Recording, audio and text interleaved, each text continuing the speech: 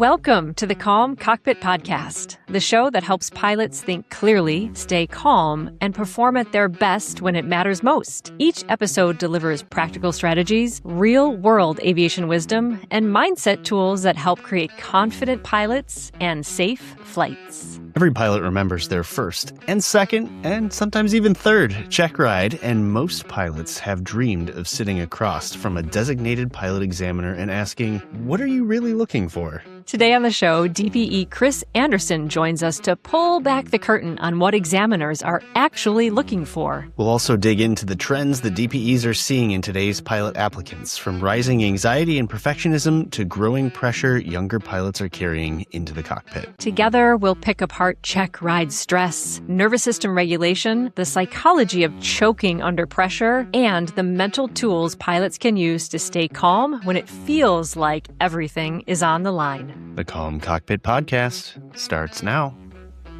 Onyx 12 Mike Oscar, runway 27, clear for takeoff.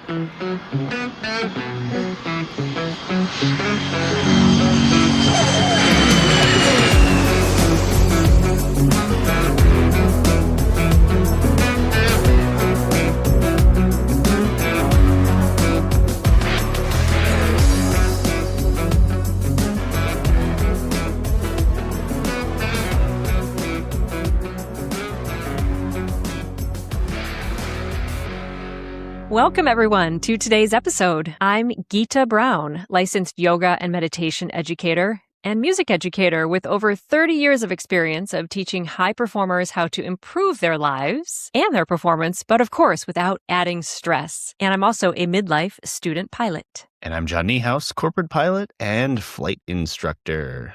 This episode is so timely because just yesterday, I took a flight with my flight instructor and he said, hey, after we fly this weekend, we're going to go to this pancake breakfast. It'll be great. We're going to hop on the phone and we're going to call the pilot examiner and schedule your check ride. And immediately my heart rate went up like 100 beats per minute. And I'm right in the mix of the fun pressure of that final funnel to check ride. And what I think is so cool is that Chris reached out to us about check ride anxiety and stress. He said, oh, I heard that episode you recorded, Geeta. It was back on Thursday, October 6, 2025. I will link that episode in the show notes below, but it was a bonus of training the mind, a guided meditation for focus and clarity. And he was like, oh, there's this nice music under it, and it was very relaxing. And I was thinking that this could really help our applicants. But John, you've known Chris for kind of a while, right? Yeah, I met Chris while I was working for the National Association of Flight Instructors, so it's hard to believe that I've known him for, 15 years now, which is crazy. He's been one of the more prolific designated pilot examiners in the Midwest for years. You'll hear in his bio, we talk about it a little bit in the interview, but he's a former master instructor with NAFI, and he just really knows all there is to know about flight education, flight instruction, and being a designated pilot examiner. At some point, I had told him when we first started this that I was going to drag him, willing or unwilling, onto this podcast, and he just needed to come up with an idea of what he wanted to talk about. And so, like you said, back when that episode aired, he called me and was like, I think it's to a point now where the anxiety for applicants is tipped and we need to try something different. So it's kind of cool to not just be the catalyst to inspire something like this, but then also have an examiner who's willing to give it a try and see what happens. Yeah, I really applaud him for that. And it sort of ended up in this cool collaboration that you guys will hear in the interview where he really will pick apart check rides from his point of view as a designated pilot examiner. But we also kind of end up brainstorming together in like the second half of the interview about ways that we can help this sort of boom in check ride anxiety that he and his fellow DPEs are seeing. I don't want to waste any more time because the interview is great, but I do want to give you his little short bio that he gave us, which encapsulates how much experience he has. So he's a DPE, a corporate pilot, as John said, a 12-time NAFI Master Certified Flight Instructor. He's based in Janesville, Wisconsin, close to my old stomping grounds in the Midwest. And he's got more than 23,000 flight hours. That's a jaw-dropping amount. And he's been an examiner for more than 20 years. And this number astounds me. He has conducted over 3,500 practical tests. I'm sweating one practical test. He's conducted 3,500, including both fixed wing and helicopter. He's flown charter, corporate, airline operations, and is also the author of the Multi-Engine Flight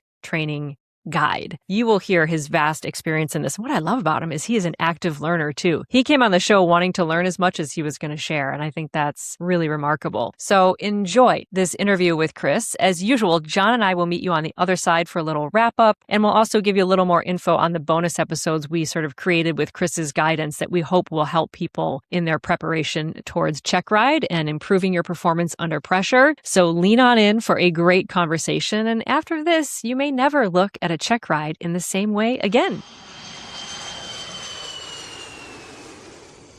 Chris Anderson, welcome to the Calm Cockpit. How are you, my friend? I'm doing very well, John. The list is endless of the contributions that you've made to the aviation community. And of course, thank you for all that you've done for that. When we started talking about having you on and what we would talk about, I mean, it was kind of hard to narrow things down. But obviously, with your experience as a DPE, the choice is easy because what stresses people out more in aviation than the threat of a looming check ride, right? Yes.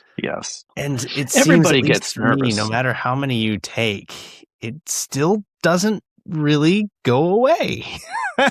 I know some people pretend like it gets easier, but for me, it's like that stress goes up each time I have to go back and do it again. Yeah, I would agree. I mean, I get nervous with each check ride that I take on various levels. And, sometimes I'm calm and cool as a cucumber. And my next check ride, which maybe a month or so away, I get there and I go, why am I stressing out over this? And, there's a little bit of self-talk in there. I get down off my perch. And sometimes it's the fear of the unknown. Sometimes it's the fear of, really wanting to excel because I've worked so hard towards it. But as you do more of them, you get to a level of expectation for yourself. So we recognize it. And taking this back to the DPE side of stuff, we were in that applicant's shoes as well, whether it's the sport or a private pilot's license, where this is the first time you've seen us, and fear of the unknown and any sort of rumors. And if you get out there on the internet, we're all henchmen, born to fail you, tattooed on us. A friend of mine's got a name of Inspector Pink Slip. He works for the FAA, or he's retired now, but that was his nickname. And even early on, I got the nickname from one of my students. Her name's Lori. She started calling me the Terminator for no reason. And she's taken numerous check rides with me, and she's always done well. We had a guy when I was at SkyWest for the airlines, and he was called the Terminator, and he earned it. Oh, no. There were more non-passes with this particular gentleman than any of the other examiners that the airline had. And so folks, even at the airlines, even when you're getting type ratings and whatever career path you decide to take, like we still have the same kind of fears that Geeta, you might have leading into your impending private pilot check ride, which will go fine, by the way. Thank you. I'm feeling nervous just talking about it. I can feel my heart beating a little faster. It's amazing how the mind works when we care about something, how the pressure comes just talking about it. Yeah. So I think your key point is your care. Yeah. See? If you were on the other side of that, would that be even right? Yeah. Good point. May not feel good, but we know it's pointing to a good thing. I completely agree. And I want to get back to that point. But before we get there, as a way of easing ourselves into the idea of check rides, let's talk about examiners. Chris, examiners are human too, right? You guys are pilots. You enjoy flying. You eat hot dogs and apple pie on 4th of July. And, like you're regular people, right? Yeah, we're very versed in hot dogs and your go-to food, pizza somewhere, or you're into that big Mexican place, right? But, yeah. Always.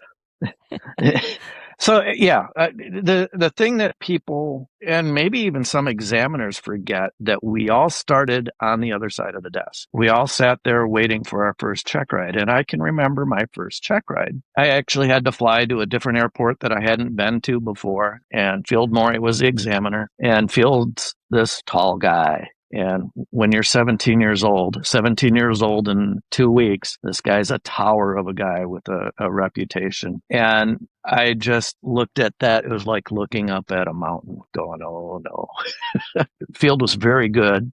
at doing what he was doing and setting you down and figuring out what you knew. And I try to stress is, I bet on your side of the desk. You don't have to do 100%. Just like passing your written test, 70 is passing and 100% is passing. We want you to succeed and get this license. Hopefully we still have a heart and we're not jaded. That was something I told myself when I first became a DPE a long time ago, was not to get jaded in this, because you knew some of those examiners, the old crusty guys that walked in, and if you didn't know how many rivets were in the left wing of the 172, you were done for. And then they go off and complain he doesn't know his aircraft systems because he doesn't know how many rivets are in the left wing. And that's not where I wanted to be. And as time went on, you got to remind yourself that, okay, training has changed and people have changed, but we all have a common goal to get you to fly safely in the air. And that's the key point to that. We're not here to fail you. That's not our job. We're just double checking what the flight instructor has said. You're ready to go. Let's go see Chris or whoever they're using for an examiner, verify what they've done, and be on your merry way. That's to me how I kind of look at it, and it's tough. I know us reputation. All you got to do is spend 10 minutes on the internet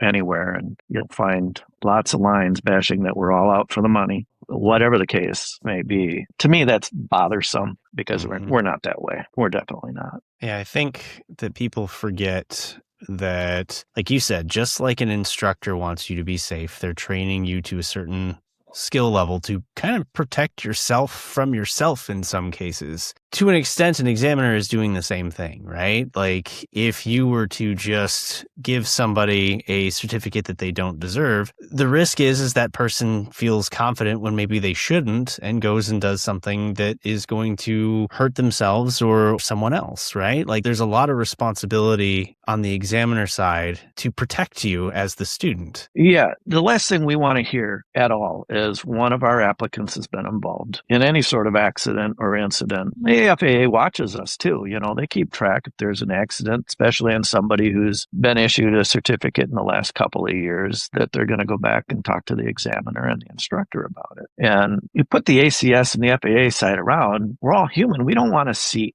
anybody get hurt, period, no matter what it is. You know, so that's always in our mind, probably foremost. Is this guy safe? Is he meeting the standards? You know, when we're signing that ticket, yes, we're ascending to that. One thing that people or the FAA actually preaches is, would you put your family with that individual? You know, that's kind of good judgment. And that's kind of a question I'll ask at an end of a check ride. Like, who's going to be your first passenger? Now, that's changed over the years a little bit. Some would say, oh, it's going to be mom, it's going to be dad, it's going to be grandma. It's some close relative to them. And, you know, that's important. Everybody can relate to, okay, you're getting your driver's license, but now you're getting a pilot's license. Well, I think the responsibility of having a car, now you're operating in a much different environment, but the safety aspects of it are just as critical. It's interesting, you know, the build up to a check ride can sometimes be worse than the check ride itself. Yes, I absolutely. know as a student, and of course as an instructor, kind of observing my students, I definitely was guilty of hitting that sort of check ride plateau where it was like, oh, hey, I think you're getting ready for a check ride. And I go, really? And then it was almost like a switch would turn and I would just start sabotaging myself to avoid taking a check ride a little bit longer. And for anyone who's listened, I know I've talked about this before, but even now, like I'll go to recurrent and like the first 2 days of recurrent, it's like perfection. Love it. I'm so proud of myself. And then like that day right before the last day, whether there's a check ride or not, it's like, I don't deserve to be sitting in this seat. And then thankfully it all kind of works itself out. But like, even again, as I've said, even now, like I still kind of feel that extra tension. And in my head, there's still that little bit that starts to backpedal the second that you start muttering the word check ride. Like I'm sure you see that all the time. Oh, yeah. Yeah. So a couple things, even as my time as an instructor, I don't do much primary training anymore. But when they do, you can see right when they're getting close to their check ride, there's this plateau and regression. And so you try to time that as an instructor to go, I know this is going to happen. So, okay, they've hit bottom. You can kind of see them going, I'm never going to do this. And then you're going to go, I'm scheduling the check ride. And they're going, you can see the little, no. But they'll start rebounding out of that, a little bit of self-confidence issues and, am I really ready? But the thing that I've seen over the years and recently within the last probably 18 months, if I think about it, maybe going back as far as 2 months, the stress on a check ride when I walk into a room is huge. You can taste it. You can see it.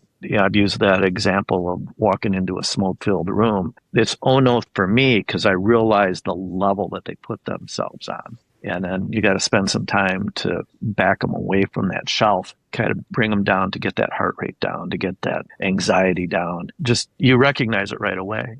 And then you talk and you can tell. I had a recent applicant, young lady, very smart, but she was speaking with wind gust 35 to 45. I'm like, okay. I mean, just very, very quickly. And that to me was a big sign of stress. Just da-da-da, da-da-da.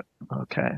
A couple of years ago, I had an individual show up, park the airplane. I was waiting for him at the FBO, ran by me, said, excuse me, and went off into the bathroom, came back and introduced. We're just out in front of the FBO, just chit-chatting away. She goes, excuse me, runs down to the bathroom and came back. Uh-oh, what's going on? And she comes back and I'm like, you okay? She goes, I'm fine, but I get so stressed out with these, I throw up. Okay. Do you want to do this? Because if you're not feeling well, she goes, no, I'm just like this. I did this before my first solo too. Oh, but as we talked, she finally came around, was drinking some water, had a little bit of thing. Her color returned to her face, did fine through the oral. And then we got to the airplane, things were going fine. And this was back in the day when people were still using paper maps and a cross-country form. And we get into the 150. I close my door. And just as she closes her door, the map and her cross-country flight plan go out the door. And it's 10 knot winds. And I just see everything fade. And she jumps out of the airplane, dashing across the ramp. And then oh no, here we go. And she comes back just shaking. Can we take a break? But that's the kind of level that I'm seeing. And it's just that level has increased more and more. There's certain aspects that, like I said, the bigger schools, some of the college programs that I'm not sure if it's within the particular school or if it's the instructor. There's commonalities here. I think there's all the above. You have to pass this check ride or your career's over with. If you get this wrong, you're going to fail this check ride. If you so much as sneeze, you're done with. And that's not the case. But the pressure's been built up somehow. Maybe it's a financial obligation. If I fail this thing, I got to spend this much more to get it done. And it's concerning. I talked to some of the other examiners, and it's not just me seeing it. To me, I'm like, there's got to be something we could do to bring this level down so I can actually see the true performance out of an individual. And hopefully they don't self-sabotage somewhere through that check ride and their fears have actually become reality. And that's where I really want to go. And how can we bring this back down? I mean, I understand in my heart why a lot of people are probably stressed out right now, especially from a collegiate standpoint. I mean, check rides are stressful, whether you're doing it for fun or whether you're going to do it as a career. But to put my career hat on, I mean, I know from my perspective, when I was going through it, the financial aspect weighs very, very heavily. Not just the idea of, okay, if I bust this, I have to do more training. But, there is this air of, oh my God, if I don't get through this, especially on the first try, I'm not going to get hired by an airline. All the money that I have put into this career so far, tens of thousands of dollars out the window, and now I'm going to be an accountant. No offense to accountants, but that's how I always looked at it. And we did a episode that aired before this one all about failure. And I talked about my own experience having failed a check ride and just the weight of that. and it did carry with me. So, I understand where people are coming from on this. There's just this giant ball of weight when it comes to how much you care about what you're doing and how much you want to do it for a living that I think just people feel from the moment they step in that room. I can get that. definitely a feel of failure. And I'm trying to relate back to my experience. When I was working on my private certificate, I took my knowledge test, the private knowledge test, I think 3, if not 4 times before I actually passed it with a 72. And, back then we used Scantron. So you went in, you took the test, and you didn't hear back for 2 to 4 weeks before you found out that in Chris's case, he failed. Back, study some more. The story I tell, when I went in, I think for the 4th time, the test proctor's name was Mary Mills. And I'd walk in and she'd go, "Hey, Chris, how you doing?" "Pretty good." She goes, "What you here for today?" I said, "Private pilot." She goes, "Oh, Chris." But it never really deterred me. The same thing happened, or similar thing happened on my instrument. I failed that twice. The commercial was the first knowledge test that I passed, but it never deterred me like, oh, this is going to hold me back. I shouldn't do this. And I don't know if people are different these days, or that mentality is you got to do this right. You got to get 100%, or you're nobody. To me, I look back and go, yeah, I screwed it up. Go back, do it again. And I just persevered. I don't remember myself being, maybe this isn't cut out for me. Is that just me? No, I don't think so. Otherwise, people wouldn't. Well, look at you. You failed a check ride. Where are you today? You're in a pretty darn good spot. So am I. Nobody's come knocking on their door and go, "I don't know if you can go around that thunderstorm. You failed your private pilot knowledge test 22 years ago. You cut out for this?" We actually learn more through failure than we do by success. It's like at the end of the check ride when you hear "good job." Hey, good job, but what did you learn from the check ride? Well, I did everything. I met standards. Good examiner, a good instructor will have a few tidbits in there to go, you can make some improvements here. But when you fail something, you know that that's the impact on it and go, okay, I need to focus on this and maybe some other things to bring me up.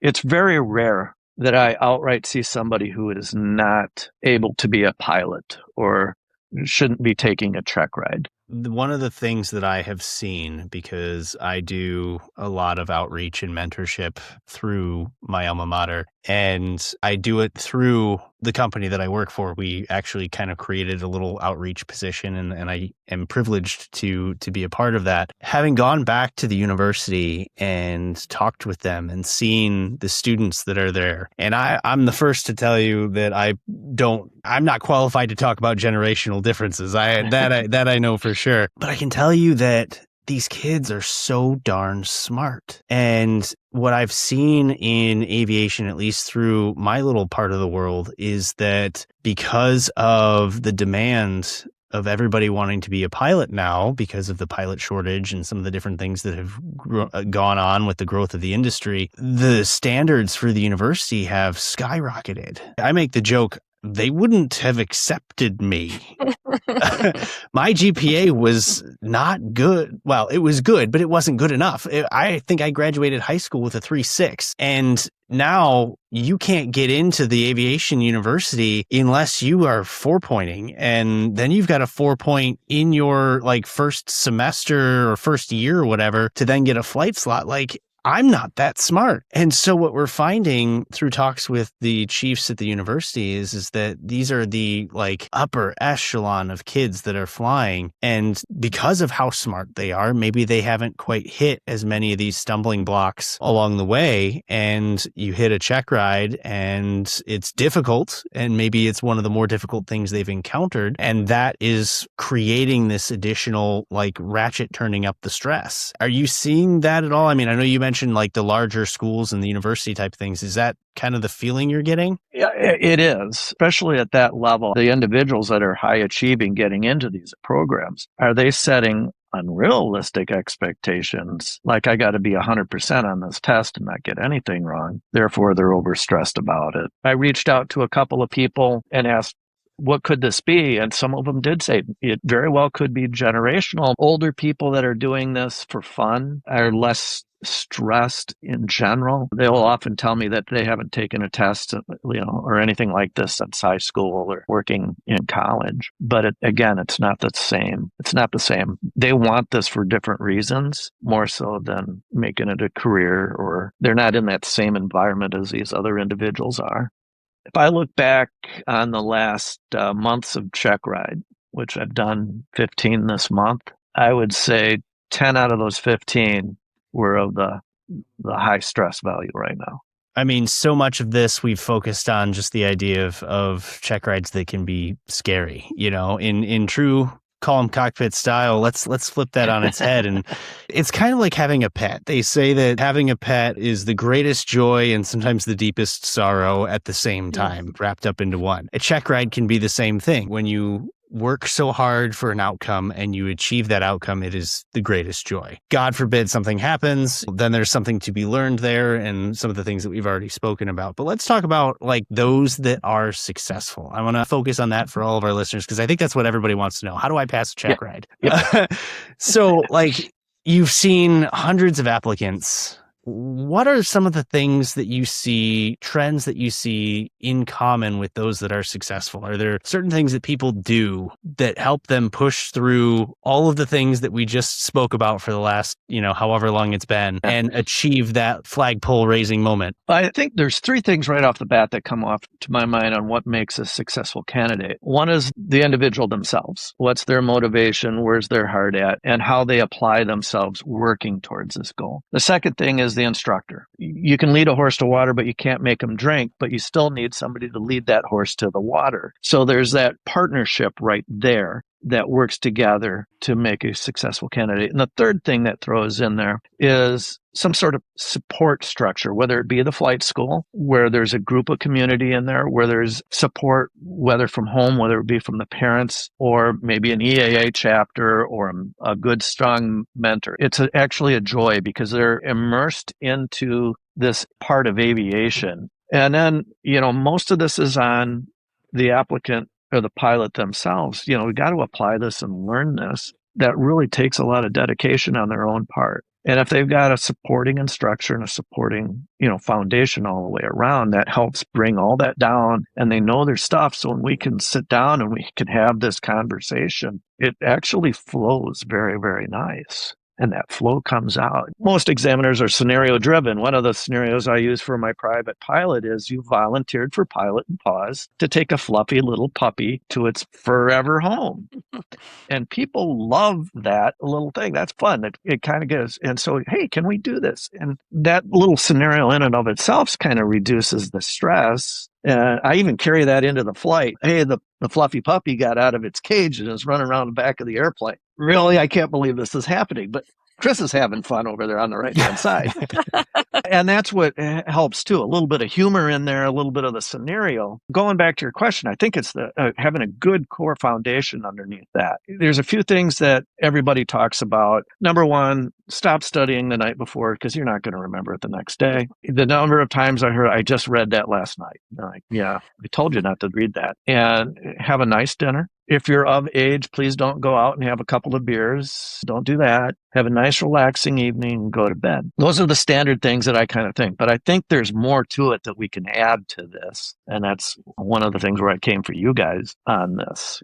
Now, I know that you've got some DPE style resiliency questions with Gita, but I'm going to steal that word first because I got one more thing I want to talk to you about before I hand over the control here. In my mind, when I think about somebody who can be successful in a check ride, similar to what you said in a roundabout way, it's the same kinds of skills that can make you good at anything, right? Like it's the same thing that makes you a good student, the same thing that makes you a good employee for a company. It's kind of that overall resiliency of how do I recover from a stumbling block? Not even failure. Let's not even talk about that. It's just recovering from, oops, I said a wrong answer or I said too much. That I was very much guilty of trying to prove that I knew stuff. So I was the applicant who was just word vomiting everything I knew. And then the second my mouth stopped talking, the examiner would be like, I'm going to dig just one more grain of sand out of this hole. And I was already done. Like I had no more left. So one more additional question above what I already told you, there was nothing else. I am so guilty of, and it's happened on more tests and check rides than I care to admit. The first question, I almost always get wrong. Almost always. It's like when I said when we first started recording today, the very beginning is the hardest part. Like I almost feel like I have to get the first one wrong just to break the ice, and then I go, Sure. the world's not over. I got one wrong. Let's get the next Right. one right. And everything kind of continues on. I've actually never told this story publicly, but it was for my Learjet type rating that I had. And of course, a type rating is a month's worth of training. It's, a whole lot of ground stuff. And then you have a few weeks of sim training. And I sat down with the examiner one-on-one. First one I got wrong. And then he asked me another question, and I kind of put my hands on my face like this. And those that can't see me, I'm kind of cradling my head. And right below my right ear, I found a bump. In my head, I'm like, what is that? What is this? Like all of a sudden, all I could think about was in the middle of this first 10 minutes of a check ride. Now I'm worried I have cancer or any number of other things. And it's like, push past it. Let's keep going. And, thankfully it went okay. And no, I don't have cancer for those that may be wondering, but having those moments of, oh my gosh, what's this bump? I got this question wrong. I just did this maneuver and I was 50 feet high, but I went back to 0 and the examiner didn't say anything. Do I oh my God, no. Crumble that up. Keep going. Do what you need to do. It's figuring out how to go past those little moments where you think the world is falling, but it hasn't fallen yet, right? Like that somehow we need to be teaching that resiliency to everyone. But of course, as instructors, we need to figure out a way to teach that to our students. I would agree. You're your own worst enemy because you're seeing every little mistake through your eyes. The examiner, you've probably seen those mistakes, but in the big picture, does it matter? Okay, so steep turns. I was off 150 feet. I corrected for it. And then the examiner goes, I noticed you got a little low on that. What happened? I got a little bit too steep, so, I didn't have enough back pressure in there, so I just rolled out, applied a little bit more back pressure, got myself back in. And the examiner's going, perfect. You made an error. That's great. You corrected, and you knew why you had to correct for it. Move on. In the meantime, you're going, I busted because I was 50 feet off on my... Yeah, we get into our own head, and then we don't know how to get ourselves past that. An interesting thing, just had our DPE meeting today. Myself and another examiner, we had very similar experience. We were talking a little bit about this. Both of us recently had applicants where they failed the first maneuver out of the check ride, and it was just blatantly bad. It's the typical thing. Yeah, sorry, we're not meeting the standards and da-da-da. What would you like to do? You can continue or go home. Both of our applicants elected to continue. And then they flew a flawless ride after that. The pressure was off. You can't fail a check ride twice in the same sitting. I know someone who said that. Yeah, that was me. That was John. Did they turn left instead of right? Because that's what I did. It was a holding pattern. Yes, they did turn the wrong way, and it was a little ugly. But, and the other applicant, the other examiner in his situation, it was a missed approach. They turned too early. And then both of us had the same conclusion at the end during the debrief. We both felt awful issuing a notice of disapproval because of that situation. And they went on to fly a flawless ride. Unfortunately, they were so far out of parameters that, we don't have a choice. We could just go back and restart. But both of them fessed up. Yeah, I screwed that up. Let's move on. Right attitude. There's actually a line from Top Gun, I think. John, you might be able to quote it. It's towards the end of it where, that spin would have shaken up me. The good pilot learns from those mistakes and moves on. And that's very much true. We make errors all the time. There's a time for reflection on that, but there's also a time to complete the task, what we're doing now, and move on, reevaluate later. Yeah. And a positive attitude gets you through. Oh, yeah. Yeah. That really does. That mindset. So, you're going to make mistakes throughout your career. Learn from it and move on. Made a few. Not every few. Not every landing's perfect. You cross a holding fix or an altitude a little bit too high. It's like, okay, what's going on? Let's fix this. You just hope you don't get, hey, we got a phone number for you to call. Usually doesn't happen that way. But most pilots in my experience, are overachievers and perfectionists. So you're constantly self-evaluating, going, how could I do this? The better ones have gone, okay, I'll reevaluate that later. I still got to fly this airplane. The check ride that didn't go well for me is how I learned that. So they tell you in a job interview or when you're talking about a check ride that, the outcome is an important thing to discuss, but what you learned from that outcome and how it happened and what your sort of own personal debrief of what that was is almost more important. And that's what I tell kids that I am trying to mentor into a role such as mine is like, it's not the end of the world. Discuss what happened. You made a mistake. On very rare occasions is it, that DPE did this thing and, it's his fault. No, it's not. You made a mistake.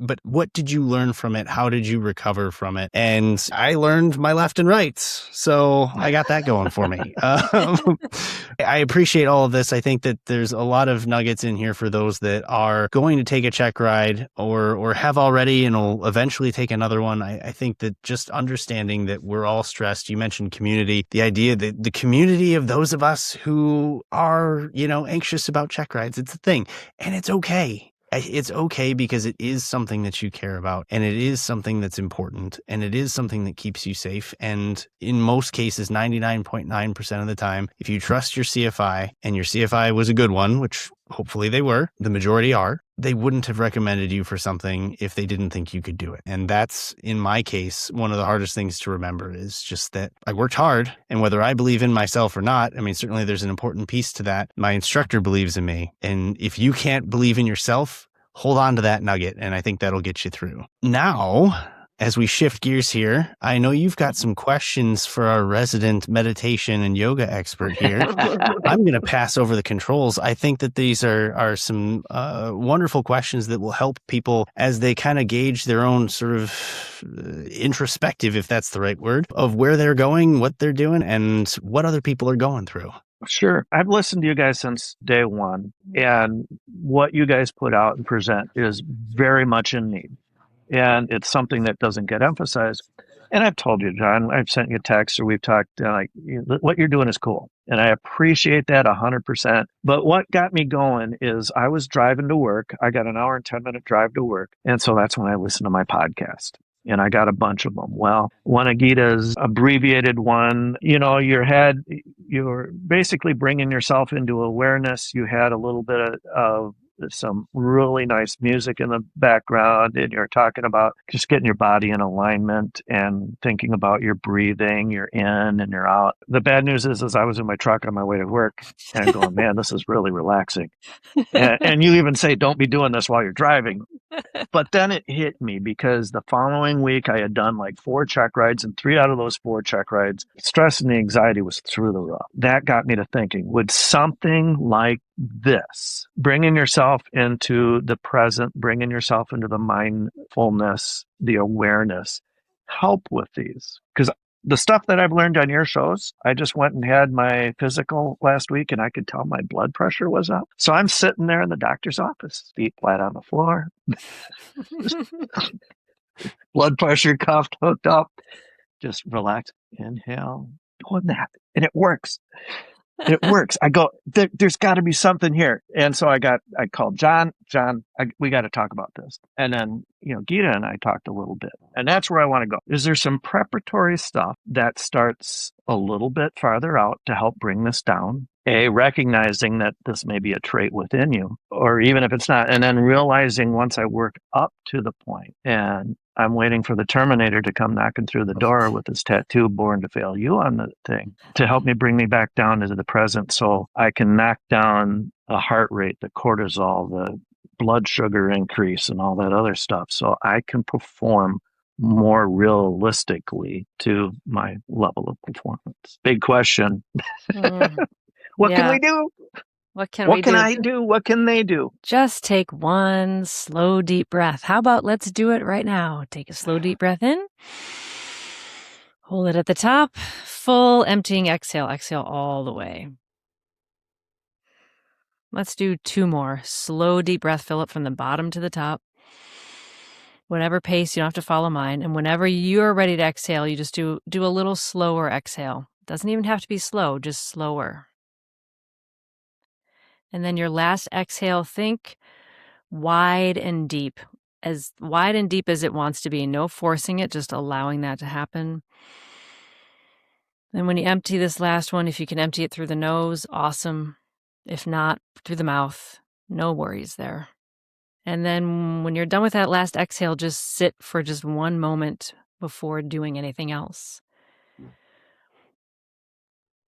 So I want to normalize something for everybody. Pressure and the stress response is a normal reaction to stress. The body will go into fight, flight, freeze, or flee. And it has nothing to do with your inherent worth as a pilot or your character or that you can do this job or not. It is something that can be trained. It is something that's inherent in us that's built to protect us from threat. That's a good thing. We want that. But the really good thing is that with systematic training, you can change your response to outside stress. What I'm hearing you say, particularly with Gen Z, who has grown up with a high degree of stimulation, not just the smartphone, like the dopamine hit of the endless scroll that I myself am subject to getting locked into. It's more, we're constantly bombarded, and I say I am not a Gen Z, I'm Gen X, baby, but we're bombarded with images of everyone else's success. Right? They're seeing, 25-year-old first officers flying for American Airlines, and they're like, oh, that's got to be me next. They're constantly bombarded. I mean, Chris, when you were taking those exams, you probably weren't bombarded with images of everyone else passing theirs. You were just in your own little bubble doing your own thing. But when you're constantly bombarded with everyone else's success, and then the metrics at the school you're at have raised up for success too, the outsized pressure sort of bubble that people are living in has increased exponentially. And we know, we have ample research to show that Gen Z is more anxious and stressed out than previous generations. It's not a character flaw, it's the world they are living in. So to your question, if we're coming then into a pressure-filled situation and our pressure, say on a scale of 1 to 10, we're living at a 6 just because of we're in college and we want to get the job and we're already type A and we need to be perfect at everything. And then you throw that Checkride pressure in, then you're up to a level 10. And that's where the fight, flight, freeze, or flee response, where your sympathetic nervous system has now taken over, it's gone. Your cognitive reasoning at that point shuts down because your body is trying to protect you from an imminent threat. So the question then becomes, what is going on? I'm speaking to you at the universities. What is going on? Why are we not doing mental performance training for these students? Why is this not part of flight training curriculum? I try to say it. I think every episode I try to say the word meditation. And then like every third or fourth episode, I try to call out like the flight training community and go, what are you doing? What are you doing? You're expecting to train technique and performance and drilling maneuvers of push this, pull that, think this way, read that plate. That's great. But there is a very highly complex brain and physical organism that responds in measurable and observable ways to external stressors. And it needs to be trained just as much as the push, pull, click, say, and do all the things. So in the absence of revamping all of the curriculum everywhere in this one episode, the mental performance training and the training for us to handle this Checkride pressure, there's a lot that we can do as individuals. So the first thing I would say is to understand that pressure will almost always degrade performance. They talk a lot about athletes who rise under pressure. And what the studies show consistently is that they're not actually rising under pressure. It's that their skills are staying the same while everyone else around them, their skills are degrading. So what can we learn from these athletes? They've done some cool studies where they looked at what's happening to the brains of the best golfers, who do these amazing putts under pressure. The putt is worth $5 million.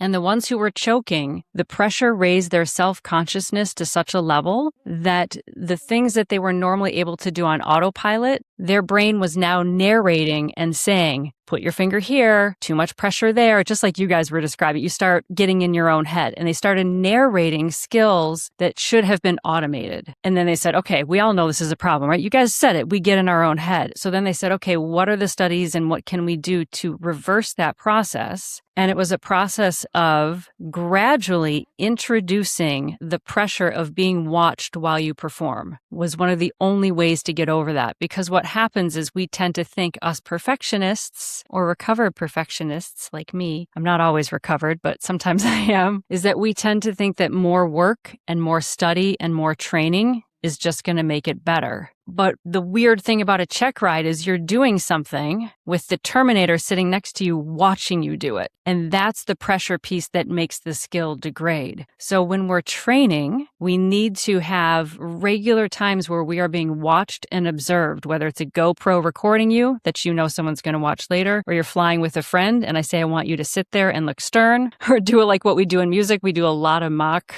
this, mock that, walk into a room and have everyone staring at you. Need to induce that feeling of being watched so you can perform under pressure and still access those unconscious skills. And here's where the thing comes in where you say, how can we do this more right away? Is systematically then adding in things, which I can get into more detail. And I think we're going to do some bonus episodes on so people can actually practice this. But adding in breathing practices, adding in like what you were talking about, a systematic 5-point reset of just the physical posture so that you're organizing your body in a way that signifies to your nervous system that it's okay to shift out of that fight or flight mode. Practicing those outside of the pressure-filled moment for 5 or 10 minutes a day till you feel that those are like, you kind of own them. You can just do them automatically without really thinking about it. You get a short breathing practice going. You get a short, just little posture reset going. Once that's automatic, then you add that into when you're studying book learning, because that's relatively lower pressure. Do that a little bit while I'm studying. Then you bring it into maybe a more fun flight or a training flight. Just first thing before I hit go, or,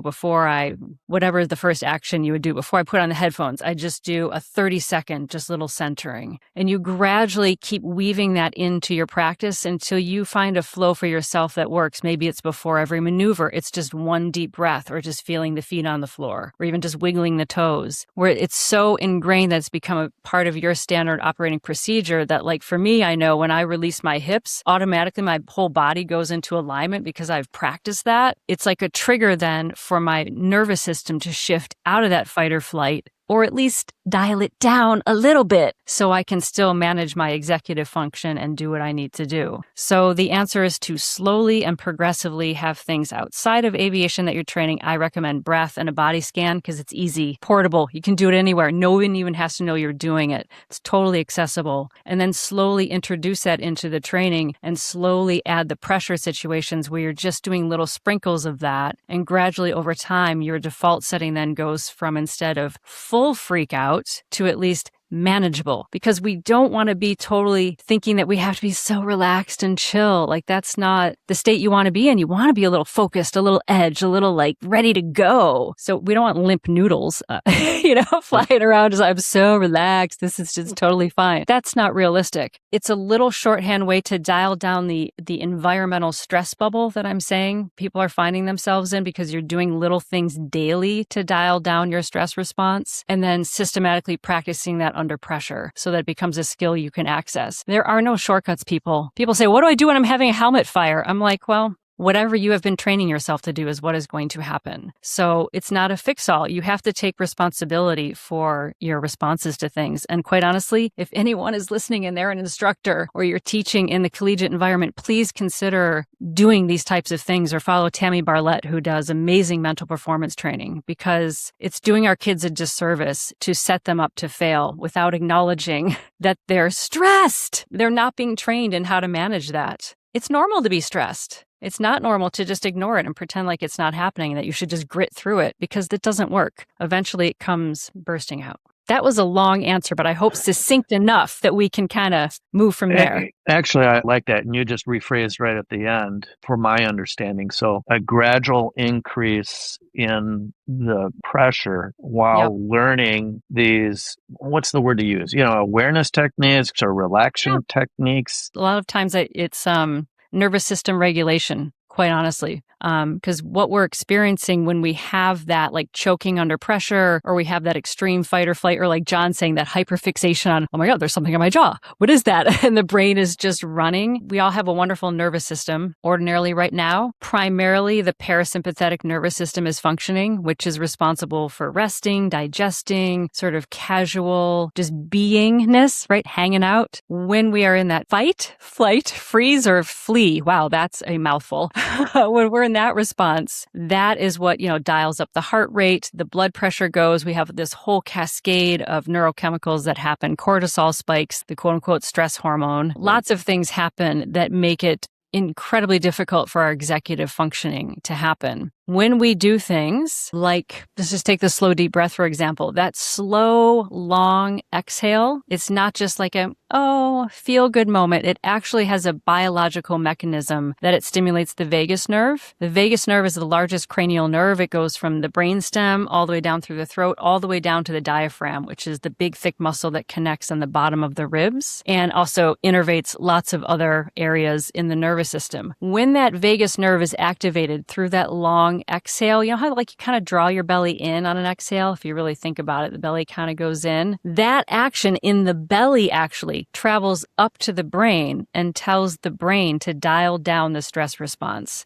and starts to inhibit those stress hormones from happening. So we don't always have to think our way out of stress. Simply taking enough slow, deep breaths sends a message from the body up to the brain and takes that temperature down. So very often we think that it has to be some sort of mental thing, but there's a way to physically put the brakes on the stress response. And the breath is a fantastic way to do it. But you have to train it a little bit. I want to give one caveat because I feel like there might be someone really anxious listening. If you're very, very anxious and you say breathing practices don't work for me and they make me more anxious, it happens. It's totally understandable. There can be a process of reverse breathing for people who take a big breath in and they go, and their belly goes in and their chest goes out. And when they exhale, they push their belly out. And it's the body has actually gotten into sort of a locked stress response. So they breathe in this reversed fashion. And for them, trying to take a deep breath can actually trigger more panic and more anxiety. You can totally overcome that. You can find a nice yoga teacher, a meditation teacher. There's wonderful things online. It can totally be reversed. But if you're like, breathing practices don't work for me, don't tell me to breathe. There's ways around that. Gradually over time, you can release that. But I really don't want anyone to feel like they're breathing wrong if it makes them more nervous, because that happens. That'll just be part of something for you to gradually let go and shift to a healthier pattern. So please, it can absolutely be shifted. You just might need a little someone else to kind of put an arm around you and give you some tips to help undo that. You touched on it a little bit, and I know you said that there's no easy ways of solving a helmet fire, but my next question is going to be, but if there was, whether it be from the perspective of the candidate or to steal one of Chris's questions, a role as a DPE who is seeing this in a candidate of which he wants to have succeed, like what are some of the options that are available in a short-term helmet fire type situation that either Chris or a potential applicant could use as a break the glass because I need help? Totally. And these are the ones, honestly, that I use because I've been doing this stuff for 36 years. And why do you think I teach it? Because I need to continually remind myself, would you do these things? They are good for you. There's a couple of ideas, and I know everyone finds something for themselves. For a lot of people, a slow, deep breath works really well. Sometimes it doesn't. For me, sometimes what works well is I have to count my breaths. Otherwise, I'll go slow, deep breath is it's ridiculous. It will not be a slow, deep breath. So I will make myself count in for 4, hold it for 2, and exhale for 6, hold it out for 2. So it's in, 2, 3, 4, hold 2, out. 2, 3, 4, 5, 6, 1, 2. And just the counting enough sometimes is enough for my brain to do to have me calm down. That's usually when I'm on the ground. I don't find it very helpful when I'm flying to try to do all of that. When I'm having a moment and I'm actually flying and I'm finding myself getting a little like the plane, I'm getting behind the plane or something, a really simple thing sometimes for me is literally just to wiggle my toes and tap my feet and be like, oh, I feel my feet. Look at that. It sounds silly, Why does it work? It works because very often we get caught in, I'll call them thought loops, right? Our brain is spinning. The mind can seem very abstract, and we forget that the mind sits in this biological organism called the body. We literally become like disembodied or disconnected. And it literally triggers the nervous system then to recognize, I'm a whole being here flying a plane. There's my feet. They're all the way down there. And it gets us into the present moment. Interestingly enough, Mace Curran, this wonderful fighter pilot, I just saw her on Instagram the other day. She says, yeah, when I was flying maneuvers and things would get really dicey up there, she's flying along at however fast she's going, I would wiggle my feet and wiggle my toes to help me when I started to feel myself getting super stressed out. I'm like, if it's good enough for Mace Curran, I must be onto something. In terms of DPEs, right? You're not going to be like, oh, dear applicant, could you please wiggle your feet and take a deep breath? Like they might think you're a little nuts. So, Chris, I think you're doing the exact right thing. Get them talking about times and things that reminds them of their confidence. Ask them about what they love. Ask them what they love about flying. Did you ever take a favorite flight? You know the way in to sort of the applicant that you're talking about. Who's your favorite instructor and why? This does a couple of things. Number one, it's reminding them of that connection that you said is so important for people to feel that sense of competency. Number two, when people speak, it starts to regulate their heart rate and their breathing pattern because they're forced to exhale as they are talking. And the more they talk, the more they're exhaling. And the more that vagus nerve stimulation is happening without even thinking about it. That's why talking with friends sometimes feels good. It's a physiological response to the breathing pattern. The other piece of it, too, is that you're reminding them in that emotional center of the brain of a time in which they felt connected, where they had autonomy, and they had competence, because those are the three things people need in order to feel successful. And when I think of a Checkride, the instant thing I think of is, oh my gosh, am I going to be good enough? How am I going to do? Like the autonomy and the competence and the connection goes right out of the window. So if DPs can find ways to remind people subtly without being like, you're so competent, yay, but get them talking about times and areas or what they do for work where they have that sense of autonomy, competence, and connection, then that creates that wonderful positive feedback loop in their brain. And they're already going to be then talking to you from that place rather than from a place of lack and needing to prove something. So very simple things you can do to really address the human being that is flying the machine. A couple of things there. You mentioned the helmet fire type situation, and us pilots, John, can relate to is a lot of times when stuff comes up, we're told to wind the watch, to sit back a little bit. Is it the act of, per se, stepping back, distracting ourselves with winding the watch, per se, or is it more so the breathing, that inhale and exhale, or are we doing essentially the same thing, just using the different technique? I think anytime we encourage our minds to pause, that is the sauce.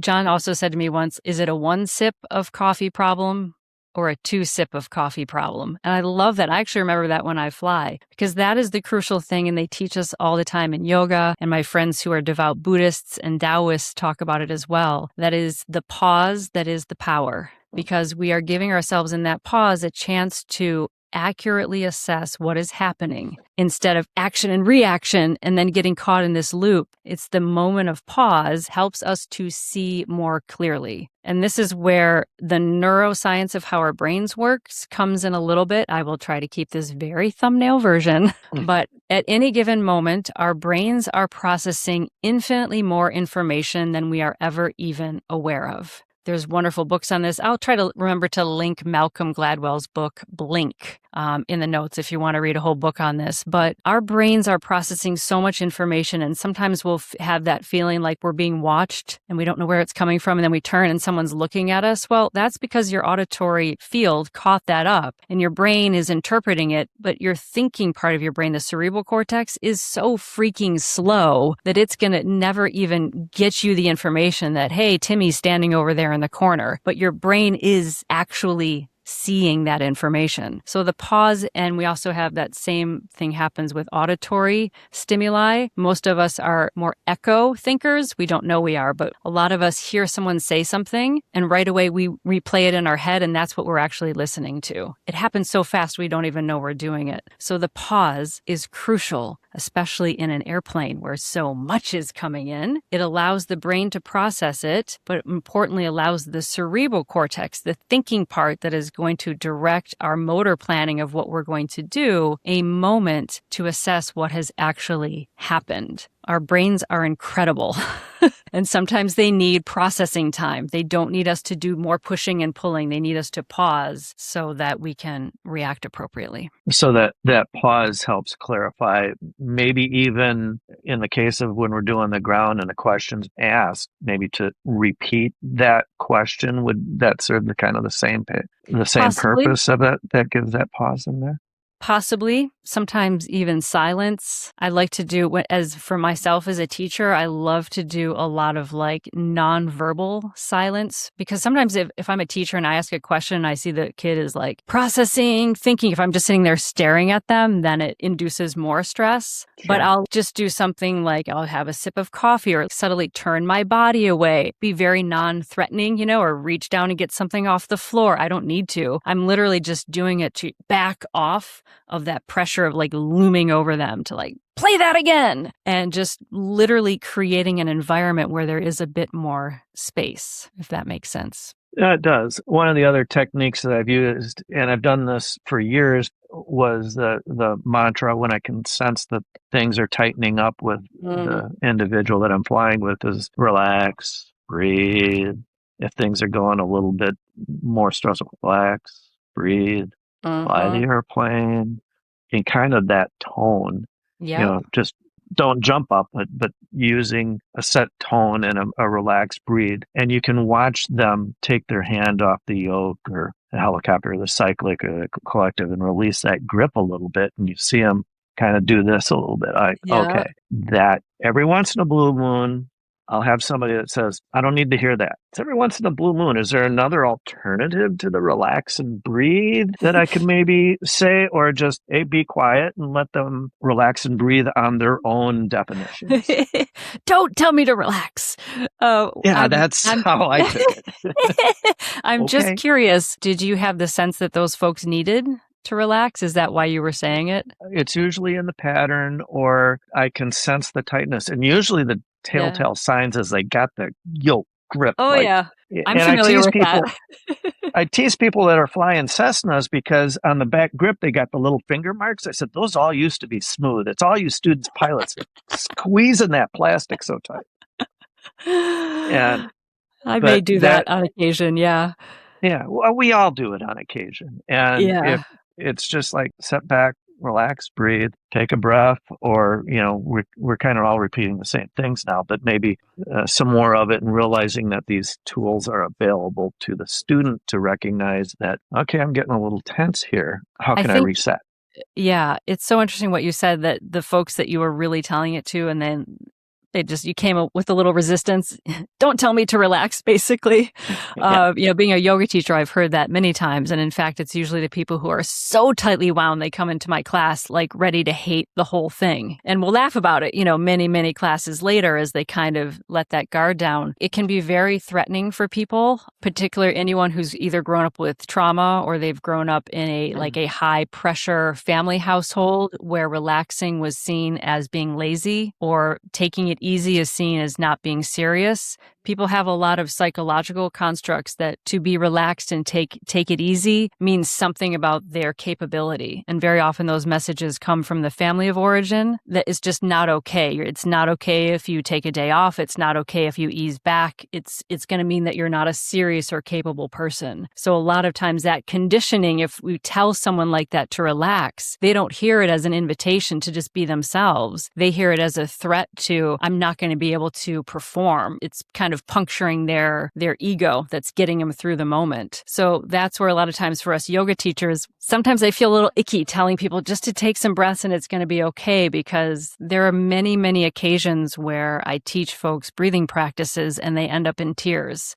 and it would not be the people that you would expect, because it's getting through some layers of social posturing and armor that people have to put on to survive sometimes very difficult situations. So if you're one of those folks who it's not going to work for, it's not going to work for you in that moment. It's going to feel like a threat. So in those kind of moments, you go with humor, you go with you're doing great, or you just back out of the way and just let them be themselves, because Chris, you're a DPE. There's only so much you can do. I think everything you're doing, though, is you're really setting the stage for just a calm, neutral, supportive environment. And I think that's fantastic. I love that you're telling people to get a good night's sleep the night before. How many days before a check ride are you usually in touch with a candidate? Oh, that varies. Yeah, sometimes the candidates call me directly and we'll schedule the date. Like I had one today. He's 2 weeks out. We had a nice little talk today. A couple of schools, they quite literally will assign the applicant to me with 24 hours notice. Oh, okay. Yeah. Because one thing I hear from a lot of people is like that whole lack of sleep thing. We're talking about taking down the temperature in a more global way, or at least a slightly longer term way than just right at the moment. Okay, the pressure's on. Now let's do a technique that's going to help you relax. I hear from a lot of people that it's the night before sleep, like can't sleep and they're this and that. So that's where we had, talked before about doing a guided relaxation that can be incredibly, incredibly useful technique where you're sort of guiding yourself. You're not necessarily sleep, you're not necessarily awake, and it can be fantastically restorative. And they're doing amazing studies with it now, showing that 15 minutes of that practice, if you train at it and get kind of decent at it, is equal to 3 hours of deep sleep, which is amazing. If you're not sleeping the night before a check ride, at least you can do this technique and know that you're getting some neurological rest. So you've got that little bit extra in the tank. So that would be something super cool to be able to send to people. If this gentleman you're in touch 2 weeks ahead of time, to be like, well, the Calm Cockpit has a bonus episode you could check out. Absolutely. Also, we had, absolutely. There's other resources. There's other people who lead them. If they don't like my voice, we can send them other resources as well. It doesn't hurt to try it. And if you don't like it, doesn't work for you, you lost nothing. And along with that, I think a very short and centering practice that is very simply, it's just like a 5-point reset. It's a 5-point posture reset. It's not necessarily a relaxation, because we don't want someone at a check ride, again, being a limp noodle, but just a 5-point physical reset. I teach all my music students it. I teach all my yoga students it. Something you can do standing in line at the grocery store to reset the physical posture, which helps to downregulate the stress response. And a few deep breaths. That goes a long way to being a little sort of back pocket tool you have to help the whole nervous system reset. So those are little bonus episode thingies we could do. People could play with them, see what they think, see if they work. Use them as a get out of jail hack. You know how I love those.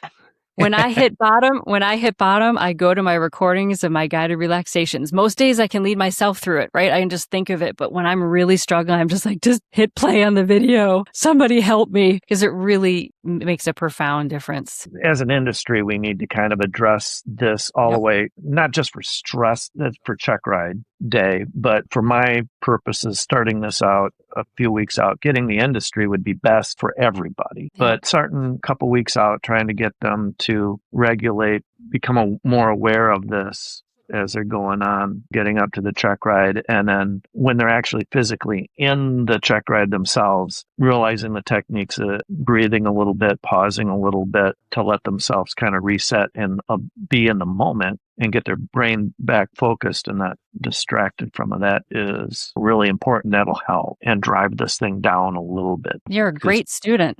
You got it. You summarized it beautifully. Just as you were saying that, it just makes me think of what I would tell someone is that, like, your brain is a precious asset and it should be treated leading up to the check ride with just as much care as you're training the maneuvers. The brain and the body, they're an asset that you're training along with that steep turn. So having someone like you telling people that is really empowering, because they might be on the fence of like, oh, should I be spending time doing things like that? But having you say, hey, listen to this relaxation so you're getting that neurological rest overnight, it kind of gives people permission that this is something that's going to elevate their performance. It's not just a thing that a yoga teacher said once because it's nice. It actually is an element of high performance training. So I applaud you for being willing to sort of advocate for that, because it's with the brains of the pilots, without that, not much else is happening, but not a lot of people are giving pilots permission and sort of really that support support to really treat it like that. And you're one of those people doing it. So I appreciate that. I guess I did have one other question for the actual check ride. A lot of these places where I go, they quite literally put us in what I call a prison cell for these check rides.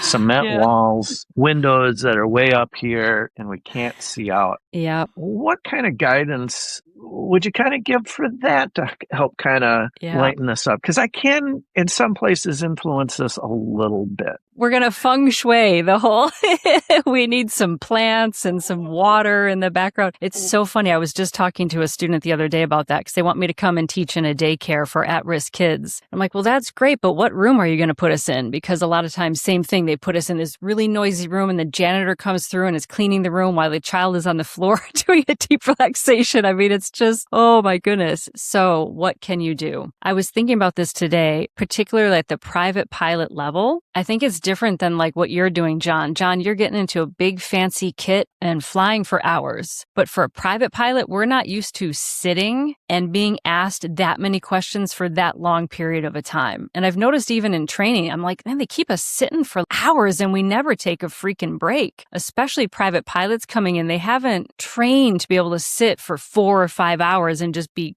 grilled. Not that it's that long, but you know what I mean? So I think even sometimes just permission, like 30 minutes in, hey, it's been 30 minutes. If you've been doing a nice job or whatever, maybe longer, let's take 2 minutes, just 2 minutes. I'm just going to walk to the end of the hall and back. You do whatever you want. Not a big, long thing. Doesn't have to interrupt the flow. But for me as a teacher, I can see how people come back from a little body break. Oh, thank God. It just like lets them move around a little bit. In terms of the space itself, I mean, I don't know. Can you get some incense and candles in there? No, I'm kidding. The applicant comes to me. I have an office in a hangar, and it's basically a man cave. Nice. And I've got 2 old airline seats over there on the left. Love it. I got a couch and a wooden table. I got 2 windows and pictures and stuff on airplanes and books and whatever. Yeah. The results, the comments I get from people there is, this is cool. That's what I want. I'd rather do a check ride with my feet, with my butt sitting on a couch and my feet on my table. Totally. And have them kind of get it rather than sitting, at best, a conference room with a couple of nice leather chairs at a conference room. But even if they could decorate up these prison cells that we do for the ground stuff would be much more helpful. And you made something there with the water thing. Well, that would be cool. I don't have a water thing, but every once in a while I was doing a multi-engine check ride a week and a half ago, and we had an F-35 doing pattern work. I'm like, break time. Everybody go run out and look at the plane. We did. Awesome. I love it. I had it one time where I was at Recurrent at Flight Safety, and I don't know, I think it was like a Saturday morning check ride, and we're walking down the little sort of aisleway in between simulators going to the exam room, and next thing you know, you hear the examiner and he's playing like Final Countdown or something through a little boombox, and like that did sort of break the stress. Like, yeah, it was fun. You walk in, you're like, what in the world is going on? And this guy's just rocking out. I like that guy because I usually get the guy that plays the Jeopardy music. Oh no. Final Countdown is much better. Yeah, it broke the tension right away. So that was fun. You know, guys, I think as we're winding things down, I mean, we've summarized this a few times, but I think that there's a couple key points here that we can bring, and that's everyone's stressed out on a check ride. And as we've stated, everyone's stressed out because they really want to do well. Like if you had no stake in the game, there'd be no reason to be stressed. So I think it's important to remember for everyone out there, like just accept the fact that you want it and go get it. And when it comes to DPEs, I think it's important to take the perspective from this that we have a DPE on this show because guess what? DPEs do want you to succeed. So take that and use Chris as the shining example of DPEs who are sitting there going, how do I make this a pleasant experience for somebody? They have to be graded. And unfortunately, there are some times where we don't always rise to the level that we need to, but it's not the end of the world. And Chris is here to try to give you the environment to where you can do the best that you can. And I truly believe that with the network of DPEs that we have out there in the system, that there are more like Chris than aren't. And so for those of you out there, Gita included, gonna get ready for whatever check ride that you're preparing for at whatever level. It's just another person who wants to see you have a good day. And don't forget that. And I think it's important also that we can have a little calm cockpit experiment here. Now, we've talked so many times about all the things that we're going to experiment on me for, and we've done that, and we're going to continue to do that. But I think now is the time for us to experiment on you. As Gita mentioned, I'm going to give Chris the full, credit for this. We have some bonus episodes coming out, and one of the things that Chris had brought to us was just the idea of using some of these things as a pre-check ride experiment to bring that tension down. So Gita's going to put together a few things, and we hope that maybe you'll listen to them and use that as part of your check ride prep. And then if you could, just let us know how it goes. Does it help? Hopefully we can get some information from Chris after a little while and find out if any of his applicants have tried it and what their feedback has been. But we always want this show to be actionable steps. And thankfully, with Gita's experience, I think that we can get some numbers here on some actionable things we can do. Very cool. Love it. I love people being successful. And like you said, John, I think a lot of DPEs, we want to bring this down. We understand we want you all to be successful. We want you to be happy and relaxed coming into it so you can perform your best and elated when you get done so you can go out and take your mom, dad, brother, sister, girlfriend, boyfriend, whoever, your dog for a ride and have that a sense of accomplishment that you rightly so deserve, to go out there and have fun. Aviation's awesome. In my opinion, there's not a field like it. You don't realize until you can't do this how much you'll miss it. You get a break, a forced break, and you're like, oh man, this really sucks. But then you're back in it and this is awesome. And we want that response when you go flying. This is awesome every time. Chris, thank you for being a part of the show and showing behind the curtain of the other side of the table on a check ride. You're welcome. Dearest listeners, I hope you got as much out of that interview as we did. And I find it so inspiring to have people like Chris here in the calm cockpit with us. It says so much about him that even with his decades of experience and 3,500 practical tests administered, that he's still looking for ways to learn and grow and collaborate. Yeah, and it's really fun because when you think about pilots, and one of the reasons why we discovered that we wanted to do this podcast to begin with is we know that there's these issues out there. And we also know that the traditional ways of dealing with these issues aren't really working. I had a conversation with a former chief pilot and friend of mine, and he kind of said the same thing. He goes, I've been listening to your podcast. It's just something so different that no one else is doing. To have someone like Chris come on and talk about these issues and go, we have got to try something different. It's really kind of validating for what we're trying to accomplish here. We know that most pilots aren't going to be looking to breathing exercises and yoga and all of these other things, but maybe that's exactly what they need to be doing. I think we're finding that people have a lot more open minds than maybe we originally thought, and it's amazing. I think we have nothing to lose in trying things like this. Obviously, I love it. I've made it a lifestyle. But for me, I feel like life is hard enough. It's hard enough. So why not try easy, try soft, and see what happens? Because you can always go back to the other hustle, grind if you want to. That's always available to you. So in these multiple conversations that we had with Chris, both on the episode and then I spoke with him leading up to it, we kept coming back to the idea you hear in that second half of the interview of providing something for people even beyond the conversation that we had, which I think the conversation in and of itself was tremendous. I say it all the time that there are no shortcuts to nervous system regulation and improved performance. However, there are simple things you can do that can make a profound change. So I do think that it does take us small bits of work done over a long period of time to really see results, but we wanted to really coalesce this information into 2 specific bonus practices. So look for those to drop. The first one is going to be an episode all about sleep. I mean, I just had a major life event, and in the week leading up to this event, my sleep was like waking up every couple hours, wake up. Oh, it's not time yet. Go back to sleep. Wake up. Go back to sleep. And I'm sure when I get right before the check ride the night before, I'm going to toss and turn. Do you toss and turn before a check ride, or you sleep through? I mean, now that I plug my bed sheets in, I sleep just fine.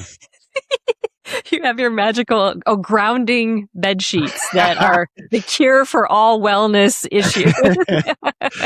No, I struggle just like anybody else to get sleep before a major test like that. So yeah, and I think it's just, difficult. we call it like you're excited and you're nervous. So it's like nervous-sighted. It's like both together. But we know that sleep is important and it can start to kind of play on our mind. So I'm going to be recording a bonus episode that is a guided relaxation. It's a technique we actually call yoga nidra. And, the modern scientists now, what do they call it? Non-sleep deep rest.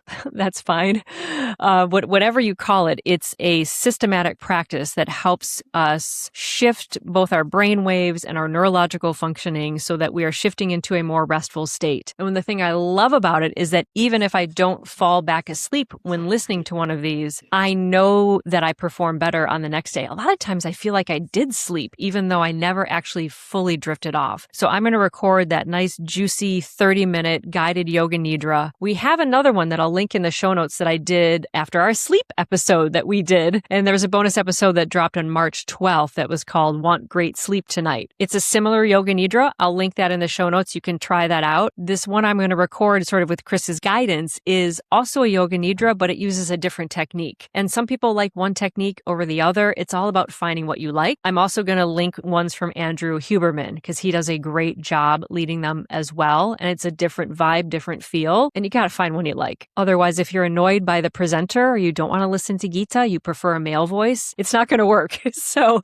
I'm going to provide a few resources as well. The other bonus session is going to be this designed session for focus and center prior to the check ride. So for me, I'm thinking like when I get to flight school, I usually sit in the parking lot and for just a couple of minutes, I just center myself so that I'm in the right frame of mind from the moment I get out of the car. It can be very short, very sweet. Even if you've never done it before, what do you call it, John? It's the break in case of emergency thing. Like It's only 5 minutes. We don't need to be super relaxed. What we need to be is alert and focused. And my goal with creating these for you guys is for you to play with these, see if you like it. If it works, you keep it. You don't like it, no harm, no foul. Just leave it where it lies. So look for those bonus episodes to drop in the coming days. And wherever you are in your check ride prep, your recurrent training cycle, I would always encourage you to integrate any kind of mental performance training and or nervous system regulation training, whether it's meditation, breath work, Tai Chi, getting out in nature, exercise. Include that as part of your check ride prep. And if you're a CFI, you can be a great role model for your students by opening up these conversations. Share this episode with someone you know prepping for a check ride. And if you're a CFI, share it with your fellow CFIs. If you're a DPE, share it with your fellow DPEs. These are the kind of things that move the conversation forward on a more industry level, and we would love to be part of that conversation. Sharing positive information that makes life easier is always a boon. And sometimes having a personal recommendation from someone goes a long way towards making someone feel comfortable at trying something that otherwise before they might have a question mark of if it's for them or not. Well, and if you're an examiner, if you're an instructor, if you're doing any kind of testing with students and you want to give this a try, we highly encourage you to do so. But we also encourage you to send us the results, because what we'd like to do at some point is to get a collection of information from across the country, from across different experience levels, and figure out how well is this working? Are there things that would work better so we can tweak it and make it better and tailor it towards flight instructor, flight student, pilot success. So with that, you can find us on all the social media accounts. Calm Cockpit Podcast. We appreciate you listening as always. And until next time, as always, fly smarter and stress less. Boston Tower 1 departure is Airbus 321. Traffic holding crossing runway 33 left 3 lane.